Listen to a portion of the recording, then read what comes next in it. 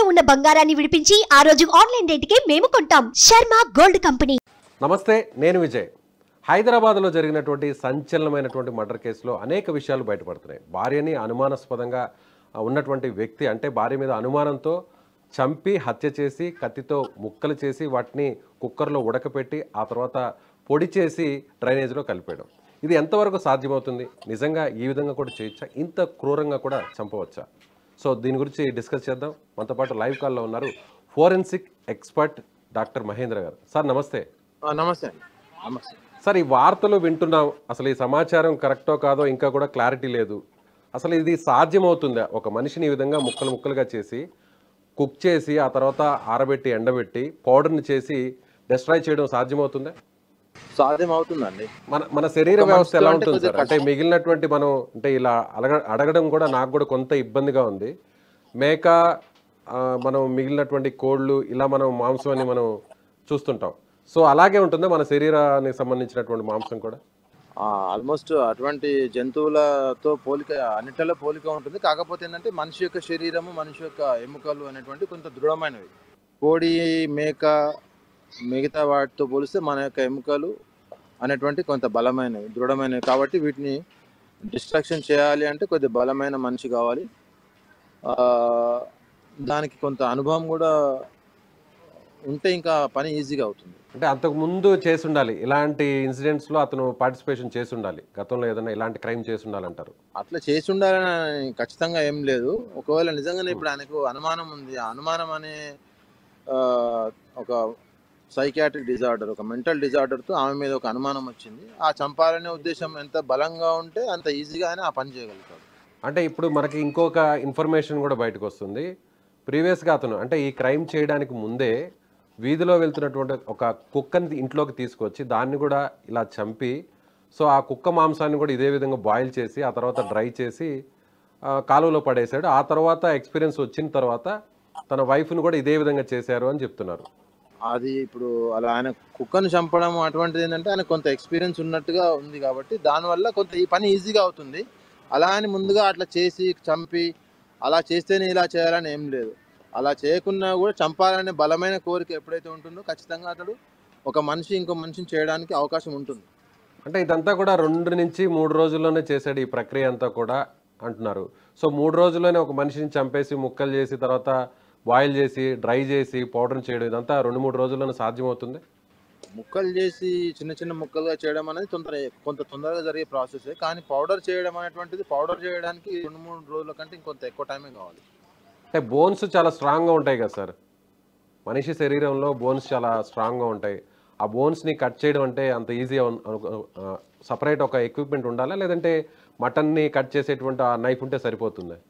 అదే అండి, ఆయన చంపే మనిషి బలంగా ఉండాలి. అట్ ద సేమ్ టైం ఆయన దగ్గర బలమైనటువంటి ఆయుధాలు ఉండాలి.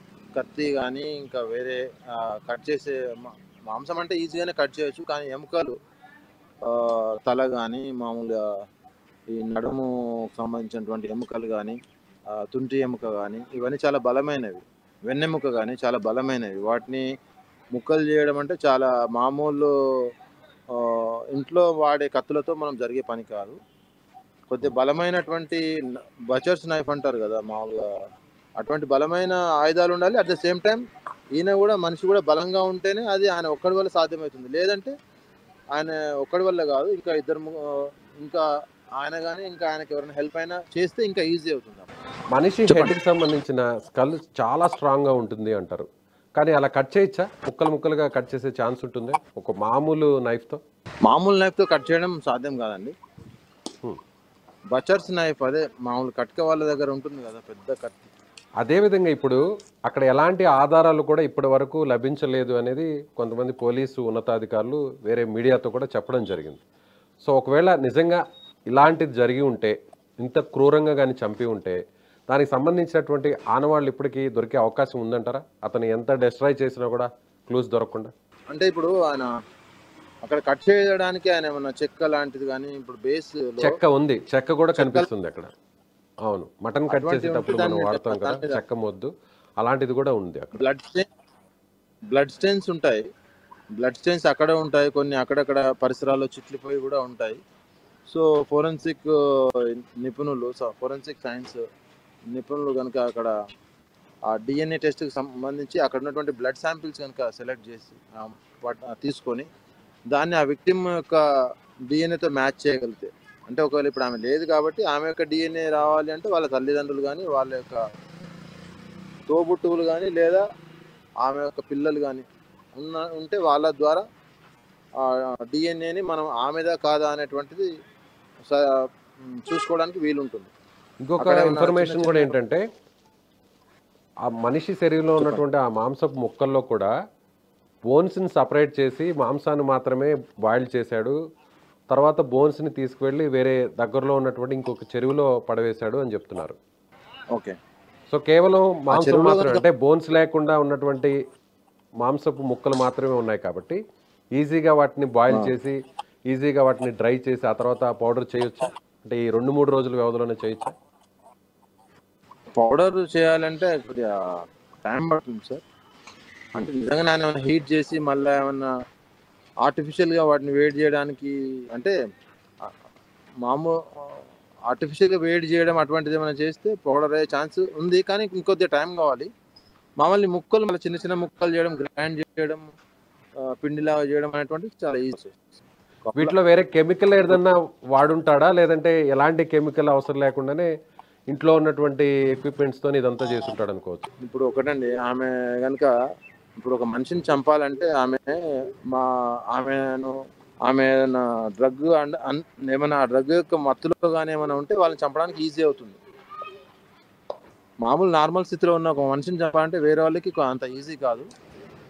ఆమెకి ఏదైనా ముందేదైనా ఒకవేళ డ్రింక్స్ హ్యాబిట్స్ అట్లా ఏమైనా ఉంటే వాళ్ళకి ఆల్కహాల్ కానీ కళ్ళు కానీ ఇంకా వేరే ఏమైనా ఇచ్చేసి ఆమె మత్తులోకి జారుకున్న తర్వాత ఆమెను హెడ్ ఇంజరీ చేసి అలా చేసి చంపడం లేదా గొంతు నొలిని చంపడం అటువంటి ఈజీ అవుతుంది. సార్, యాజ్ ఏ ఒక ఫోరెన్సిక్ ఎక్స్పర్ట్గా గతంలో ఇలాంటి ఇన్సిడెంట్స్ ఎప్పుడన్నా జరిగి ఉన్నాయి? ఇంత దారుణంగా చంపడం, ఈ విధంగా చేయడం అనేది, ఇంత క్రూరంగా ప్రవర్తించడం అనేది గతంలో ఎప్పుడన్నా చూసారా మీరు?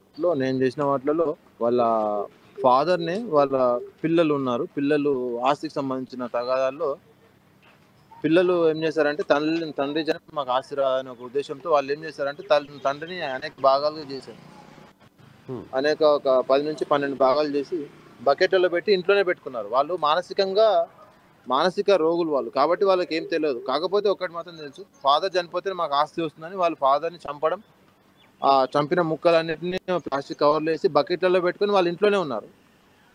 సో ఇంతవరకు అటువంటి చాలా ఉన్నాయి, కానీ మరి ఇలా చిన్న మిక్స్చర్గా చిన్న చిన్న ముక్కలు చేయడం, పిండిగా చేయడం ఇటువంటిది ఇంకా ఇది కొత్తగా వస్తుంది అన్నమాట. సో వారు అక్కడ బకెట్లో ఉంచుకున్నారు అంటున్నారు పిల్లలు, అది అలా ఎన్ని రోజుల పాటు ఉంచుకున్నారు సార్ ఆ కేసులో? ఆల్మోస్ట్ ఒక 7 to 8 days ఉంచుకున్నారు. 7 to 8 days ఉంచుకున్న తర్వాత పక్క వాళ్ళకి వాసన రావడం వల్ల వాళ్ళు కంప్లైంట్ ఇవ్వడం ద్వారా వాళ్ళు వచ్చి చూశారు. శరీరాన్ని ముక్కలు చేసిన తర్వాత ఆ రక్తం కావచ్చు, లేదంటే ఆ మాంసపు ముద్దలు కావచ్చు, వీటి నుంచి ఏదన్నా దుర్వాసన వచ్చే అవకాశం ఉంటుందా పక్కన ఉన్నటువంటి వారికి ఎవరికైనా? అది వస్తే ఎన్ని రోజుల తర్వాత వస్తుంది సార్? ఇలా ఖచ్చితంగా ఉంటుంది. అది that depends upon the climate. అక్కడ ఉన్నటువంటి వాతావరణం చల్లగా ఉంటే కొద్దిగా టైం ఎక్కువ తీసుకుంటుంది. అదే ఎండాకాలము చాలా విపరీతమైన ఎండలు కనుక ఉంటే మనకు వితిన్ 24 hours కాకముందే వస్తుంది. ఒక 15 to 16 hours 18 hours తర్వాత అట్లా వచ్చేస్తుంది. ఎంత దూరం వరకు వస్తుంది ఆ స్మెల్ అనేది? ఎంత దూరం వరకు వస్తుంది? అదండి, టైం పెరిగిన కొద్దీ ఇప్పుడు మనకు దాని యొక్క రేంజ్ అనేది పెరుగుతుంది. కాకపోతే ఒక ఇంట్లో ఉన్న వాళ్ళకి పక్కింటి వాళ్ళకి రావడానికి కనీసం ఒక 24 hours to 36 hours పడుతుంది టైం బట్టి. ఎండ ఎక్కువ ఉందనుకోండి తొందరగా వస్తుంది, ఎండ లేదు ఓన్లీ. కానీ ఈ కేసులో ఎండ ఇప్పుడు మనకి ఉండేది వింటర్ సీజన్ కాబట్టి పెద్దగా టైం కూడా తీసుకుంటుంది, టైం ఎక్కువ తీసుకుంటుంది బ్యాడ్ స్మెల్ రావడానికి. అంతే, అటు పూట చలి ఎక్కువ ఉంది కానీ డే టైం అయితే ఎండ ఎక్కువనే ఉంది కాబట్టి ఇప్పుడు ఇటువంటి పరిస్థితుల్లో మనకు ఒక 24 to 36 hours 48 hours కూడా వచ్చేసే ఛాన్స్ ఉందండి. ఒకవేళ డ్రై చేసినా కానీ పౌడర్ చేసే టైంలో కానీ పక్కన వాళ్ళు ఐడెంటిఫై చేసే పరిస్థితి లేదంటారా? పొడి చేసినా కూడా మాంసం అనేటువంటిది ఫుల్ వాసన వచ్చేస్తుంది. 36 hours వరకు వచ్చేస్తుంది ఈజీగా, 36 to 48 hours వరకు వచ్చేస్తుంది. ఇప్పుడు ఒకవేళ వాటిని అంతా కూడా అంటే ఎక్కడ కూడా కనిపించకుండా ఆ పౌడర్ని అంతా కూడా తీసుకెళ్లి డ్రైనేజ్లో మ్యాన్ హోల్లో కలిపేశారు, బోన్స్ అంతా కూడా ఒక చెరువులో వేసేశారు అని అంటున్నారు. ఇదంతా చేసిన తర్వాత కూడా ఇప్పుడైనా కూడా పోలీసులు ఏదైనా క్లోజ్ టీమ్ అక్కడికి వెళ్తే అక్కడ స్మెల్ కానీ లేదంటే మీరు అన్నట్టు ఏదైనా కొన్ని నమూనాలు ఏదైనా సేకరించే అవకాశం ఉంటుందంటారా? ఒక 4-5 రోజులు అయిన తర్వాత కూడా అతను ఏదైనా ఒకవేళ కెమికల్‌తో క్లీన్ చేయకుండా ఉంటే? వెంట్రుకలు గానీ, వాళ్ళకి సంబంధించినటువంటి పళ్ళు, దంతాలకు సంబంధించినటువంటివి గానీ, అటువంటివి ఉంటే పర్సనల్ ఐటెమ్స్ గనుక ఉంటే ఖచ్చితంగా జాగ్రత్తగా సేకరిస్తే నమూనాలు మనకు దొరికే ఛాన్స్ ఉంటుంది. ఆ ఇన్సిడెంట్ జరిగిన ప్రాంతంలో ఉన్నటువంటి రక్తము, ఆ డ్రై శాంపిల్స్ అవి దొరికే ఛాన్స్ ఉంటుంది. టైం పెరిగిన కొద్దీ వాటిని పట్టుకునే ఛాన్స్ తగ్గిపోతుంది. టైం పెరిగే కొద్దీ. టైం పెరిగే కొద్దీ. Okay sir. Okay. Thank you sir. Thank you so much. Okay. Thank you very much. ఇది ఫోరెన్సిక్ ఎక్స్పర్ట్ డాక్టర్ మహేంద్ర గారు చెప్తున్నట్టుగా ఖచ్చితంగా ఇలాంటి ఇన్సిడెంట్స్ కూడా గతంలో కూడా జరిగాయి. కానీ ఇంత దారుణమైనటువంటి సంఘటనలు ఎప్పుడు కూడా జరగలేదు. గతంలో ఇదే విధంగా అంటే తాను టేకప్ చేసినటువంటి ఒక కేసు విషయంలో కూడా ఒక తండ్రిని ఆస్తి కోసం పిల్లలు హత్య చేసి ముక్కలు ముక్కలుగా చేసి బకెట్స్లో దాదాపు వారం రోజుల పాటు ఇంట్లో దాచిపెట్టినటువంటి సంఘటనలు కూడా జరిగాయి. అయితే ఆ పక్కన ఉన్నటువంటి ఎవరైతే ఇంటి చుట్టుపక్కల ఉన్నవారు గుర్తించి ఆ దుర్వాసన రావడంతో ఈ విషయం పోలీసుల దృష్టికి వచ్చింది. అయితే వారి మానసిక స్థితి చాలా దారుణంగా పడిపోయింది కాబట్టి అలాంటి ఘటనలకు వారు పాల్పడ్డారు. అయితే ఈ పర్టికులర్గా ఈ ఇన్సిడెంట్లో మాత్రం ఏం జరిగిందనేది కొన్ని క్లారిటీస్ రావాల్సినటువంటి అవసరం ఉందని ఆయన చెప్తున్నారు. Thank you so much.